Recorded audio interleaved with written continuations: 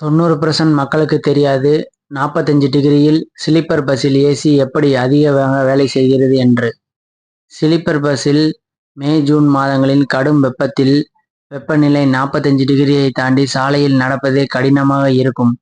சூரியனின் வெப்பத்தில் நீண்ட தூர ஸ்லீப்பர் பேருந்துகள் சிம்லாவை போல் எவ்வாறு கூலிங்காக இருக்கின்றன? மே, ஜூன் மாதங்களில் வெளியே வெப்பம் கொளுத்தும் போது உள்ளே இருக்கும் கேபின் வியக்கத்தக்க வகையில் கூலிங்காக இருக்கிறது. அது எப்படி?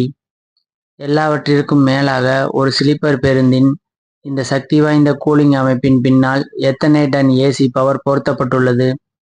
டஜன் கணக்கான கேபின்களை கொண்ட இவ்வளவு பெரிய பேருந்தை குளிர்ச்சியாக வைத்திருக்க எத்தனை டன் ஏசி திறன் தேவைப்படும்?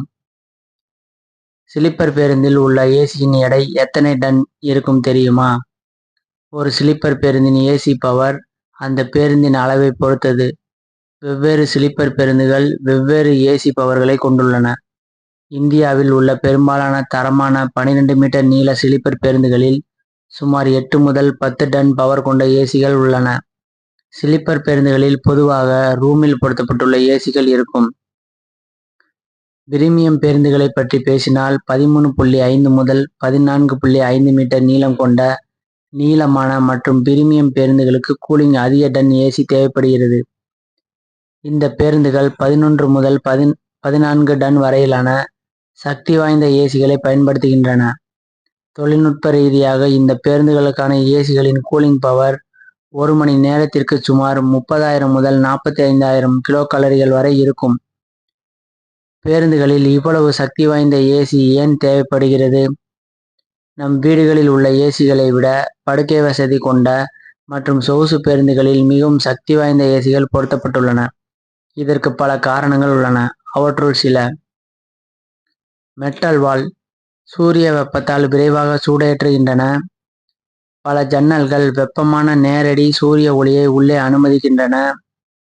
அதிக பவர் 30க்கும் மேற்பட்ட பயணிகளுக்கு ஏற்ற வகையில் ஏசி செட்டிங் வடிவமைக்கப்பட்டுள்ளன. சரி செய்யக்கூடிய காற்று துவாரங்கள் பயணிகள் தங்களுக்கு தேவையான கூலிங் காற்றை அவர்களே கட்டுப்படுத்தி கொள்ள உதவுகின்றன.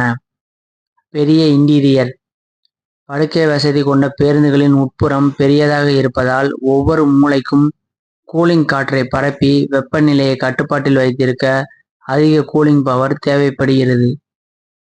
கண்ணாடியில் இருந்து எழும் வெப்பம் படுக்கை வசதி கொண்ட பேருந்துகளில் உள்ள ஜன்னல்கள் மிகவும் பெரியதாக இருப்பதால் சூரிய ஒளியும் வெளிப்புற வெப்பமும் எளிதில் உள்ளே நுழைகின்றன. இதனால் பேருந்தின் வெப்பநிலை வேகமாக உயர்கிறது. மேலும் வெப்பம் அதிகரிக்கும் போது ஏசியின் மீதான அழுத்தமும் அதிகரிக்கிறது. எனவே இது போன்ற சக்தி வாய்ந்த ஏசிகள் பயன்படுத்தப்படுகின்றன. பயணிகளால் உருவாக்கப்படும் வெப்பம் நீண்ட தூர பேருந்துகள் ஒரு நேரத்தில் டஜன் கணக்கான பயணிகளை ஏற்றிச் செல்கின்றன. ஒவ்வொருவரின் உடலும் தொடர்ந்து வெப்பத்தை வெளியிடுவதால் உள்ளே வெப்பநிலை அதிகரிக்கிறது. இதமான சூழலை பராமரிக்க ஏசி கடினமாக உழைக்க வேண்டியுள்ளது. அடிக்கடி கதவை திறப்பது பேருந்து நின்ற கதவுகள் திறக்கப்படும் போது வெளியிலிருந்து சூடான காற்று உள்ளே இழுக்கப்படுகிறது. பேருந்தின் உட்புறத்தை மீண்டும் விரைவாக கூலிங் செய்ய ஏசிக்கு அதிக சக்தி தேவைப்படுகிறது. இந்த காரணங்களுக்காக பேருந்துகளில் அதிக பவர் கொண்ட கூலிங் அமைப்புகள் பொருத்தப்பட்டுள்ளன. இதன் மூலம் கடும் வெப்பத்திலும் பயணிகள் வசதியான பயணத்தை மேற்கொள்ள முடியும். பேருந்து ஏசி மைலேஜில் என்ன தாக்கத்தை ஏற்படுத்துகிறது?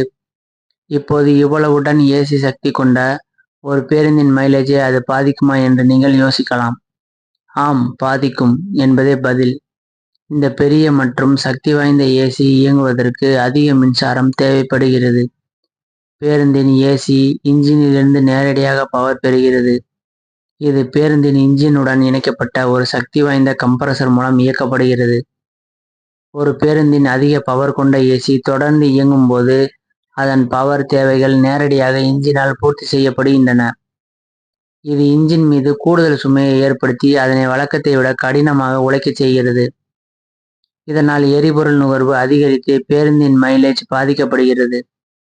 வல்லுநர்களின் கூற்றுப்படி பல சமயங்களில் ஏசி பயன்பாடு ஒரு பேருந்தின் மைலேஜை சுமார் 15 முதல் 20% வரை குறைக்கக்கூடும்.